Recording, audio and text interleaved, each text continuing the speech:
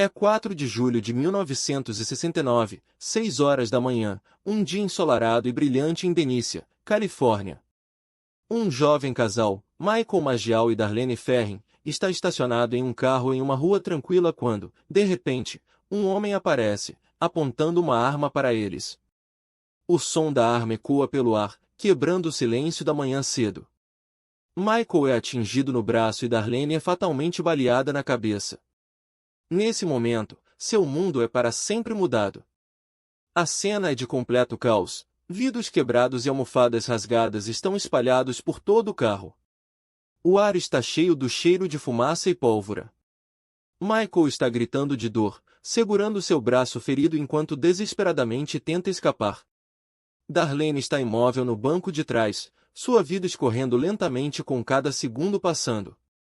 O assassino está sobre eles, arma na mão, seu rosto distorcido em um sorriso grotesco.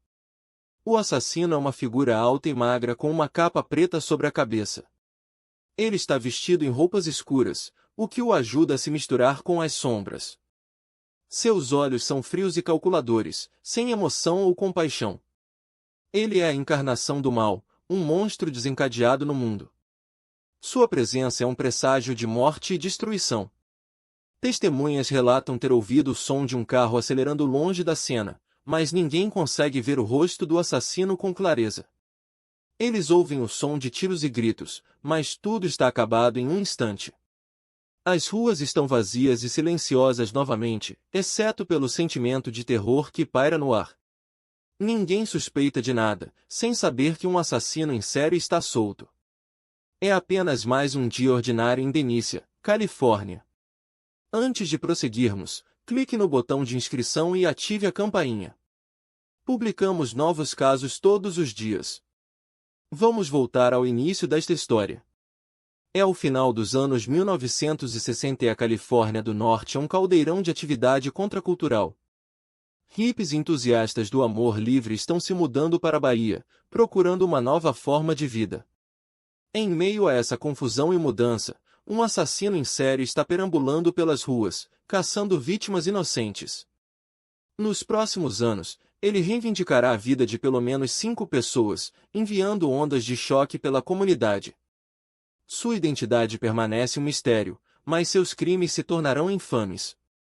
Na próxima parte de nossa série, vamos mergulhar no modus operandi do assassino, seguindo seus passos enquanto ele ataca uma e outra vez. Vamos examinar as provas, desde as cartas criptográficas até as cenas de crime brutais. Vamos conhecer os investigadores que estão determinados a capturá-lo e as famílias que estão deixadas para recolher os pedaços.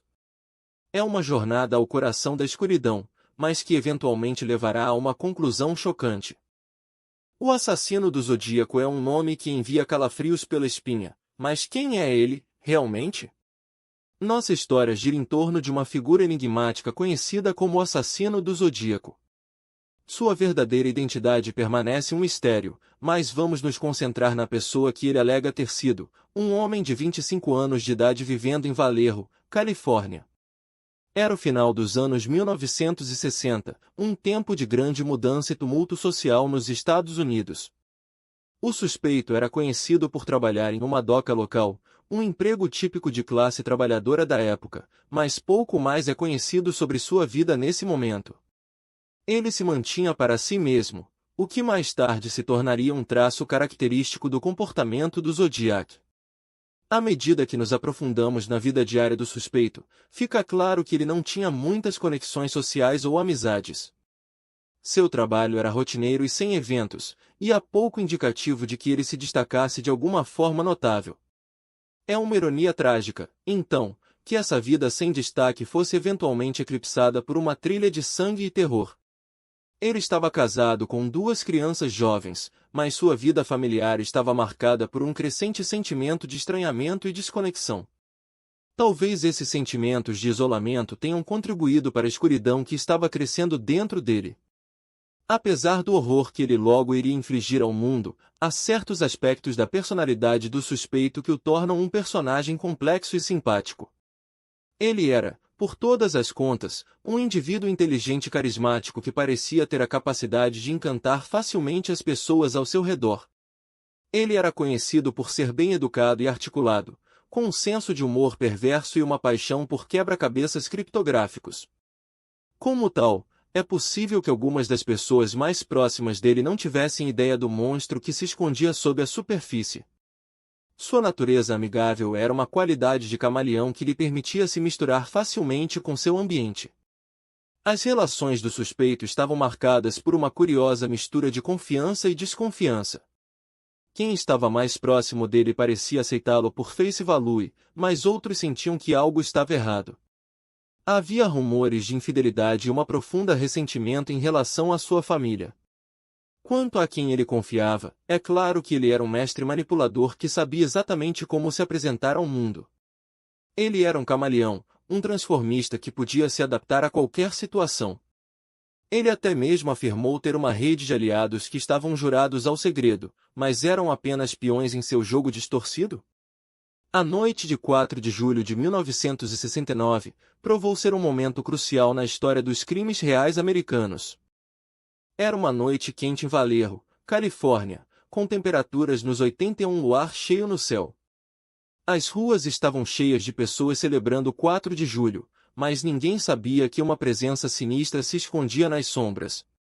Por volta das 21h45, David Faraday, um estudante do ensino médio, entrou no estacionamento do Parque Blue Rock Springs, um local isolado com uma vista panorâmica do rio Napa. O parque havia se tornado um local popular para casais jovens em datas.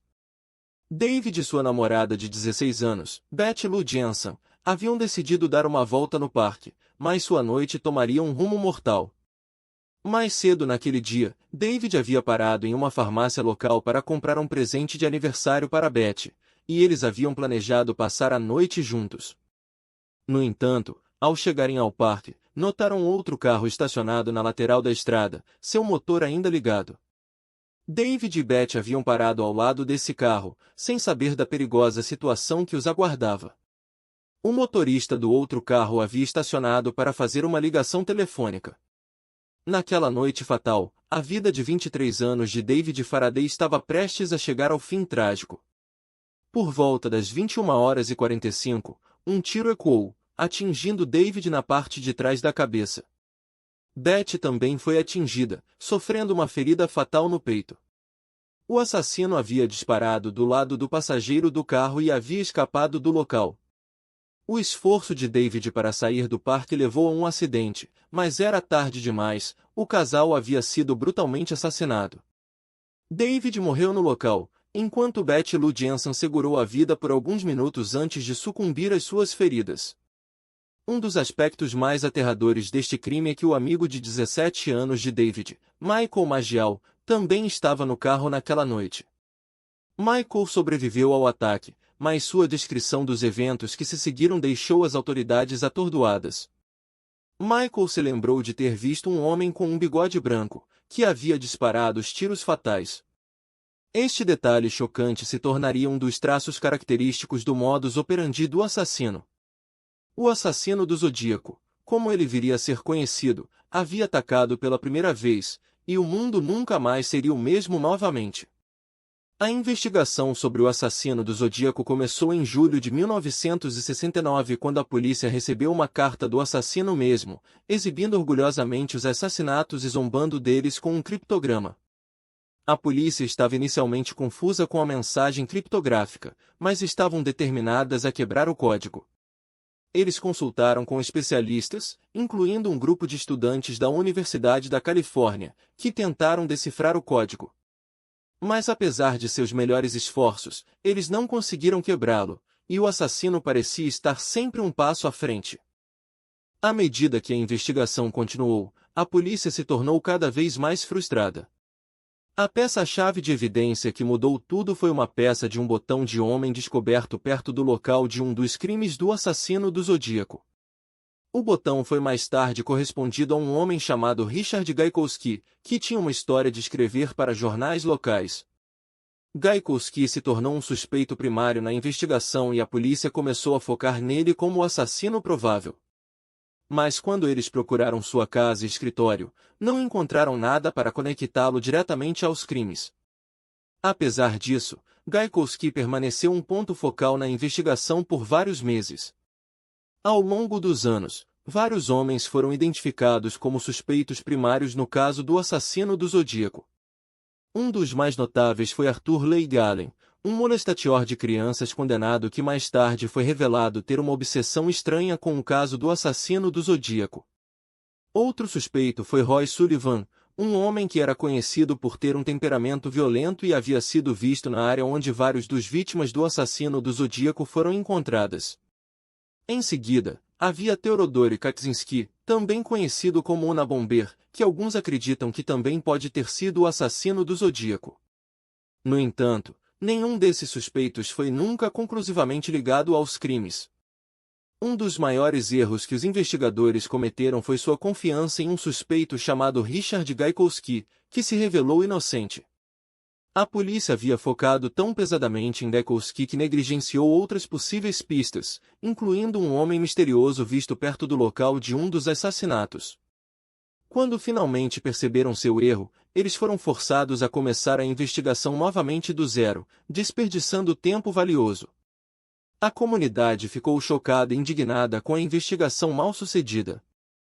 Muitos começaram a questionar a competência da polícia e se perguntaram se eles algum dia capturariam o assassino do Zodíaco. O caso do assassino do Zodíaco tem sido um tema de fascínio por décadas, e, no entanto, uma reviravolta deixou os especialistas atônitos, uma revelação que ninguém previu. Em 2020, os pesquisadores descobriram uma carta de 1969 enviada ao San Francisco Chronicle, mas o que chamou a atenção foi uma nota peculiar no final. O assassino afirmou ter escrito outra carta em tinta invisível, que poderia ser lida com luz UV especial.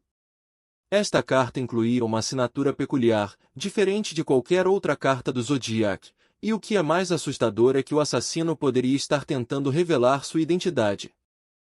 A mensagem criptográfica deixou muitos questionando a legitimidade desta suposta confissão.